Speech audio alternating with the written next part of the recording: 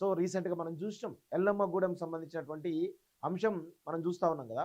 So అక్కడ ఏం జరుగుతూ ఉంది, అధికార పార్టీలో మంత్రికి రైట్ హ్యాండ్గా ఉన్నటువంటి గతంలో సర్పంచ్ భర్తను హత్య చేసినటువంటి వ్యక్తి ఈరోజు పోటీ చేస్తూ ఉన్నాడు. అలాంటి వాళ్ళు పోటీ చేసి గెలిస్తే మీ గ్రామం రాబోయే 5 ఏళ్ళు కూడా ఈరోజు భయం గుప్పిట్లో ఉంటుంది, ఒక రౌడీ గుప్పిట్లో ఉంటుంది.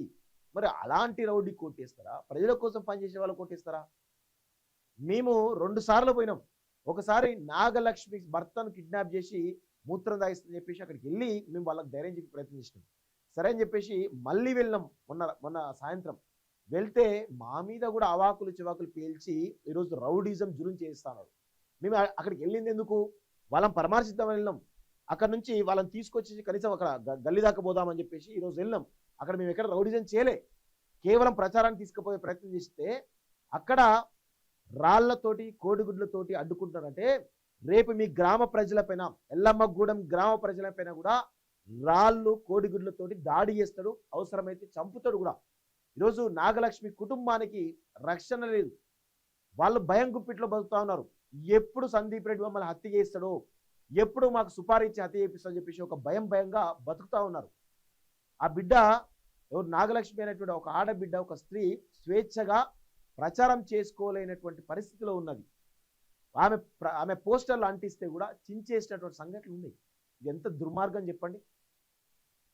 మేము అసలు వాస్తవంగా మేము బీఆర్ఎస్లో సపోర్ట్ చేయొద్దు, కానీ అక్కడ సపోర్ట్ చేయొద్దని కాదు, కానీ అక్కడ ఇష్యూ జెన్యున్గా ఉన్నప్పుడు ఖచ్చితంగా మేము ఎవరి కోసమైనా, పేద ప్రజల కోసం, బడుగు బలైన వర్గాల కోసం ఖచ్చితంగా ఎవరైనా సరే మేము సపోర్ట్ చేసే పార్టీలకు ఖచ్చితంగా సపోర్ట్ చేస్తూనే ఉంటాం.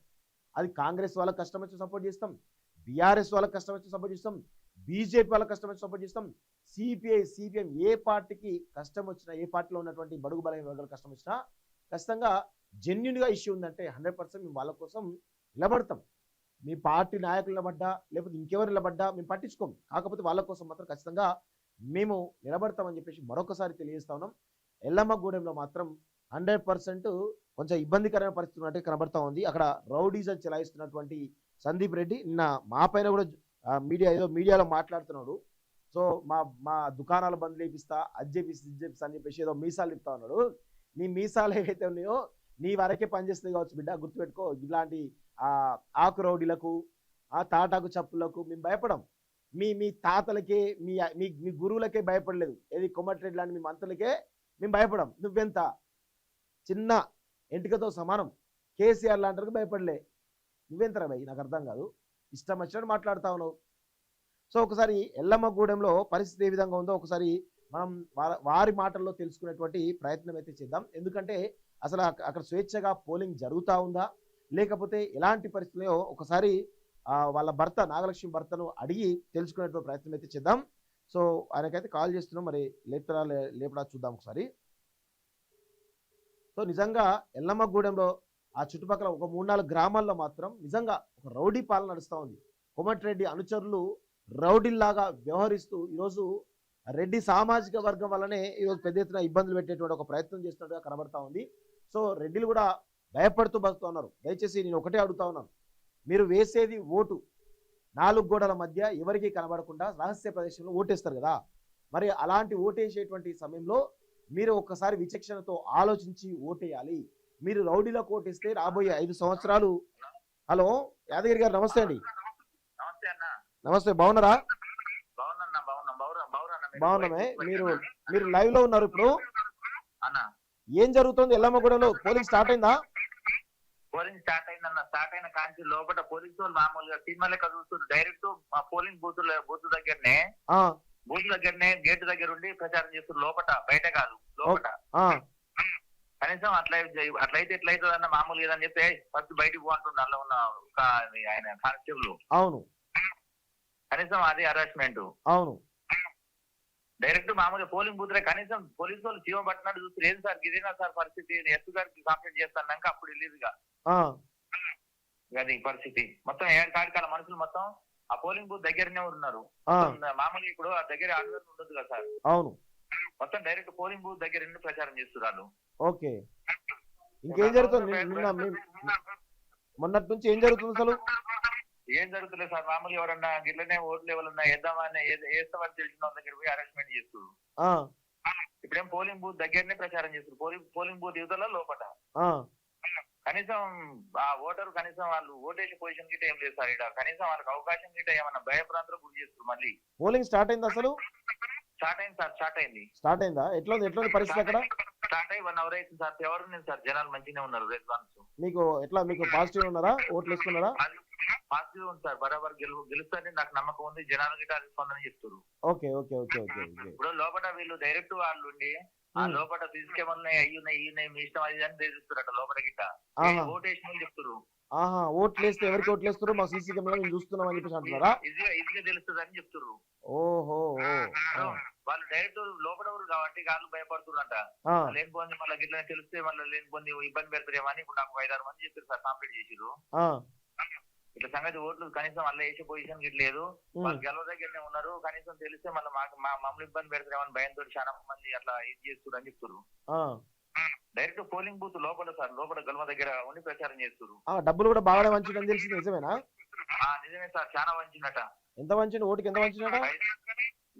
కేజీ చికెన్ ఇచ్చిరట. ఓటు ఇంటికి మామూలు మందు ఇచ్చిరట. ఓటుకు పైసలు 4,000 ఇళ్ళకి 5,000 6,000 గిట్ట ఇచ్చిరట. బాగానే ఇచ్చిండు.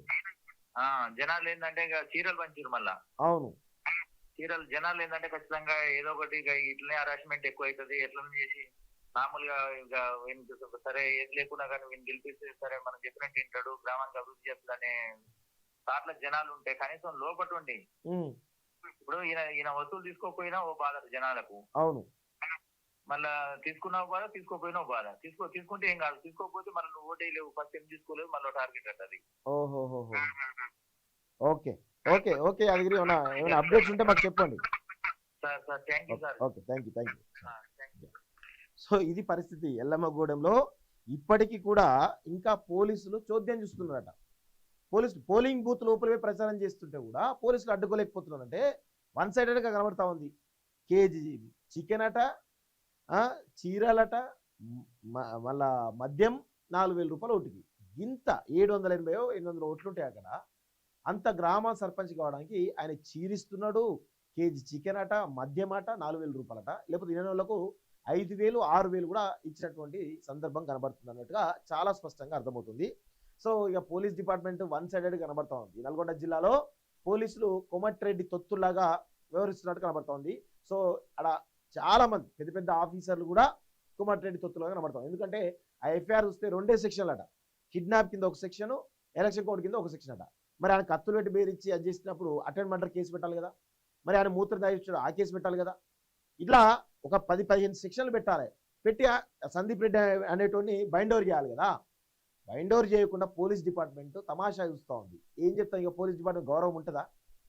పోలీస్ డిపార్ట్మెంట్కి ఇట్లా లంగాలకి, లఫంగాలకి, రౌడీలకు వాళ్ళు ఇచ్చేటువంటి కుక్క బిస్కెట్లకు అలవాటు పడి వాళ్లకు సపోర్ట్ చేస్తూ ఉంది కొంతమంది వ్యక్తులు, కొంతమంది పోలీసులు వాళ్ళు. సో ఎంత దుర్మార్గంగా ఉంది. అక్కడ ఉన్నటువంటి సిఐ కానీ, ఎస్ఐ కానీ, డీజీపీ వరకు కూడా అదే పరిస్థితి కనబడుతుంది. ఇక ఎస్పీ ఎట్లా మాకు అర్థమవుతలేదు. ఇక ఎందుకుంటుంది, మంత్రి ఎట్లా చెప్తే అట్లింటారు వాళ్ళు. ఇంత దుర్మార్గమా? పోలింగ్ బూత్లో కూడా పోలింగ్ బూత్లో పోయి ప్రచారం చేస్తున్నారు. అక్కడ సీసీ కెమెరాలో మీరు ఎవరు కొట్టేస్తారు మాకు తెలుసు అని భయపెడుతున్నారట. ఎంత దుర్మార్గంగా వ్యవహరిస్తున్నారో ఒకసారి చూడండి. అంటే ఎన్నికల ప్రక్రియ సజావుగా సాగాలి.